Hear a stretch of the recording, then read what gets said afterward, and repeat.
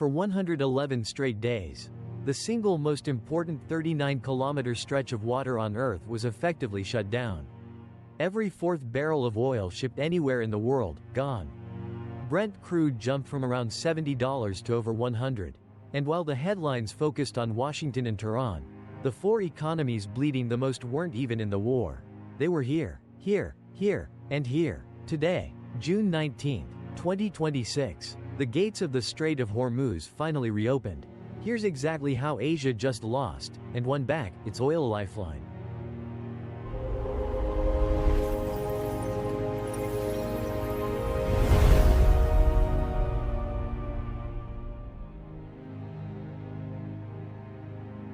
The Strait of Hormuz isn't impressive to look at.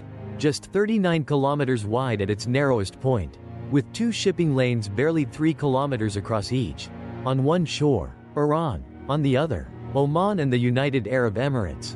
And yet, in the first half of 2025, around 20.9 million barrels of oil moved through this single passageway every single day, roughly 15 million of crude and condensate, plus 5.5 million of refined petroleum products. That is about a quarter of all maritime oil trade on the planet, squeezed through one corridor narrower than the length of the New York subway system. Hormuz also handles roughly a fifth of the world's liquefied natural gas, almost all of Qatar's LNG exports, which means the choke point is double exposure for energy markets, oil and gas. In the same 39 kilometers, what makes Hormuz unique is that there is no real alternative. Saudi Arabia's East-West pipeline and the UAE's Habshan-Fujairah line have spare capacity of barely 6 million barrels a day combined, less than a third of normal flows. Everything else, every supertanker leaving Saudi Arabia, Iraq, Kuwait, Qatar, Iran, and the UAE, has to thread this needle. Then turn south and east into the Indian Ocean. Now imagine a country, just over here on the northern shore, decides to close it. That is what Iran did on March 4, 2026, 5 days after the US, Israel, and Iran went to war.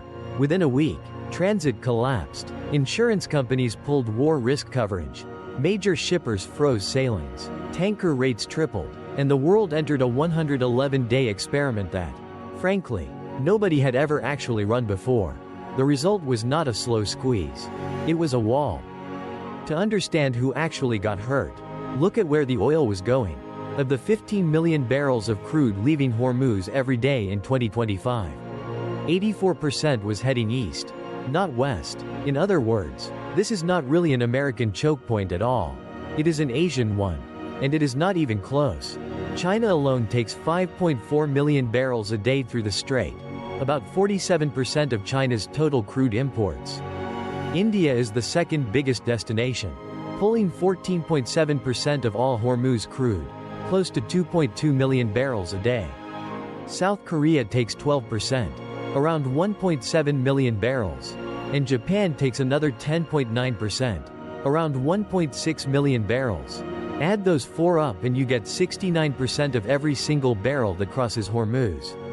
Two-thirds of this strait's entire purpose is to keep 4 countries in Asia running. Now zoom into individual exposure. Japan imports about 95% of its crude from the Middle East, and has almost no domestic production to fall back on. South Korea is not far behind. Roughly 68% of all its crude transits Hormuz, and Korean refineries are calibrated specifically for Gulf medium sour grades. India sources between 55 and 65% of its oil through the strait, with the giant Reliance Jamnagar complex sitting on the receiving end of more Gulf tankers than almost anywhere else on Earth. China is the most diversified of the four, sourcing only about 15% of its imports directly from Saudi Arabia, plus Iraq, the UAE, and Kuwait. But together those Gulf flows still made up roughly 36% of Chinese crude in 2025. So Hormuz is not the world's most important choke point in some abstract global sense. It is specifically Asia's most important choke point. And when Iran closed it, 4 of the biggest economies on the planet stared at a clock starting to count down. The closure played out in fast forward. February 28, the US and Israel strike Iranian nuclear sites, and the war breaks out. March 4, Iran declares the Strait of Hormuz officially closed and starts targeting ships that try to transit. By March 12, Brent crude is at $100 a barrel, up from around $70 just weeks before. By late March, the global oil market is short an estimated 14.5 million barrels a day, the deepest single-day supply deficit in modern oil history. Deeper than the 1973 Arab oil embargo on a per-day basis. Asia's just-in-time inventory model, where most refiners hold only a few weeks of physical storage, started to look less like efficiency and more like a design flaw. China responded first and biggest. Beijing began quietly drawing down its strategic petroleum reserve, estimated at close to 1 billion barrels, the largest national stockpile in the world after the United States. State refiners like Sinopec and CNPC switched aggressively to discounted Russian ESPO blend, Brazilian, and African grades. The shadow fleet that already moved sanctioned Iranian oil got busier, just without the actual Iranian oil flowing into it. India scrambled too. Refineries cut runs, queues lined up at petrol stations in several states, and New Delhi doubled down on long-term Russian contracts to fill the gap. Japan and Korea had the least room to maneuver. Both depend almost entirely on seaborne Middle East crude. Neither holds a strategic reserve anywhere close to China's scale. And both run refinery systems calibrated to Gulf medium sour grades that cannot simply be replaced overnight with American shale crude. Inflation, after a year of cooling, restarted across all 4 countries. Central banks paused easing cycles. Currency pressure tore through the Indian rupee and Korean won, both of which hit multi-year lows against the dollar. In May, Brent spiked another 7.5% in a single session on rumors of fresh U.S. strikes inside Iran. The market was permanently on edge. Even within the same crisis, the 4 Asian economies absorbed completely different damage. Japan, the most exposed and the least flexible, saw its trade deficit roughly double inside a single quarter as it paid more yen for less oil. The yen weakened past 165 against the dollar at one point. The country has been refilling its modest national reserve for 2 decades. But at current consumption, that reserve covers under 240 days. And the price effect simply ate through household budgets in real time. Energy bills jumped. The Bank of Japan, which had spent years tiptoeing toward normal rates, found itself forced into pause again. South Korea, with 68% of its oil through Hormuz, watched its export machine, semiconductors, cars, batteries, suddenly compete against energy prices for the same scarce dollars. Korean refiners diversified hard, pulling more from Norway, the United States, and Guyana. But the cost was punishing. Hyundai and Kia both warned that input costs would hit margins through 2026. India, somewhat surprisingly, turned the crisis into an arbitrage opportunity. Russian crude, already deeply discounted because of Western sanctions, became the central pillar of India's strategy. By April, more than 40% of India's imports were Russian, up from around a third before the war. Refineries in Jamnagar and Vadanar ran near full capacity, exporting refined diesel and gasoline back into a starved Europe at premium prices. A handful of Indian refiners briefly became the most profitable in the world. China, paradoxically, took the smallest visible hit despite having the largest absolute exposure. The combination of a strategic reserve close to 1 billion barrels, the shadow fleet, long-term Russian pipeline flows from ESPO and power of Siberia, and the simple fact that Beijing has been quietly preparing for exactly this scenario for over a decade, meant that China's growth took a bruise, not a fracture.